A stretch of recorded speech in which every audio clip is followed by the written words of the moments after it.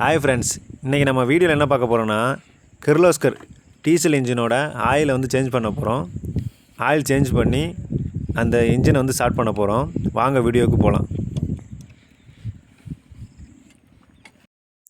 இன்ஜினோட கீழ்த்தரத்தில் அந்த ஒரு நட்டு மாதிரி இருக்குது பாருங்கள், அந்த நட்டை கழட்டி அதில் இருக்க ஆயிலை பூரா வெளியே எடுத்துட்டோம். அதை நான் வர்றதுக்கு முன்னாடியே எடுத்துட்டாங்க, அதனால் அந்த வீடியோ போட முடியல. இப்போ நான் கையில் காட்டுறேன் பாருங்கள். அந்த நட்டில் இருந்து ஆயிலை ஃபுல்லாக வடித்து நம்ம திருப்பி மாட்டியாச்சு. இதுக்கப்புறம் ஆயில் சேஞ்ச் பண்ணுறது தான். ஆயில் சேஞ்ச் பண்ணுறதுக்காக சர்வோ செட் ஆயில் 40 3.5 லிட்ரு. இது நமக்கு இன்ஜினுக்கு தேவை 3 லிட்ரு தான். ஆனால் 3 லிட்டராக கிடைக்கிறனால நம்ம 3 லிட்டர் ஆயில் வாங்கியிருந்துருக்கோம். ஆயில் சேஞ்ச் பண்ணுறதுக்கு முன்னாடி இன்ஜினோட மேலே டாப்பில் இருக்க அந்த 2 நட்டையும் கழட்டிட்டு அதில் ஆயில் ஊற்றணும். இப்போ அந்த நட்டை தான் கழட்டிக்கிட்டு இருக்கோம். கலட்டினதுக்கப்புறம் அந்த பாக்ஸு கீழே வந்து கேஸ்கட் இருக்கும். அது இருந்தால் தான் கரெக்டாக ஆயில் வெளியே வராமல் இருக்கும். அதை கரெக்டாக கேர்ஃபுல்லாக எடுத்து வச்சிடணும். வச்சதுக்கப்புறம் நம்ம சர்வோ வாங்கி அந்த ஆயில் வந்து பிரித்து அது உள்ளே இருக்கிற அந்த பேப்பர்லாம் எடுத்ததுக்கப்புறம் நம்ம மேலே ஆயில் ஊற்ற ஸ்டார்ட் பண்ணுவோம்.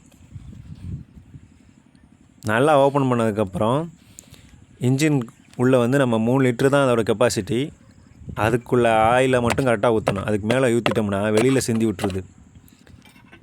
கரெக்டாக ஃபுல்லாக ரெம்புற வரைக்கும் ஊற்றிட்டு நம்ம இன்ஜினை ஸ்டார்ட் பண்ண வேண்டியதான்.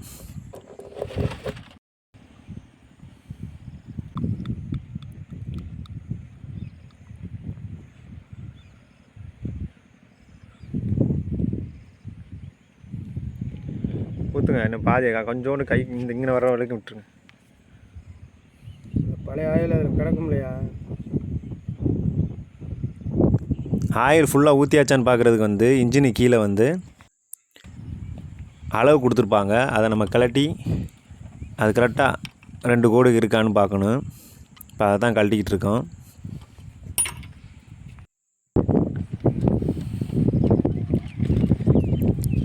கரெக்டாக 2 கோடுக்கு அளவு கரெக்டாக இருக்குது.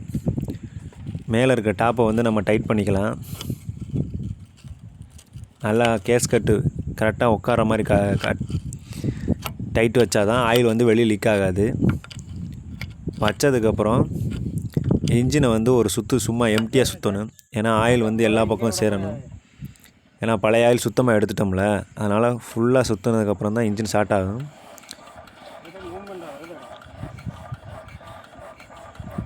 நல்லா சுற்றியாச்சு. சுற்றினதுக்கப்புறம் ஒரு ஸ்டார்ட் நல்லா வேகமாக இழுத்து பிடிச்சி ஸ்டார்ட் பண்ணோன்னா இன்ஜின் ஸ்டார்ட் ஆகிரும்.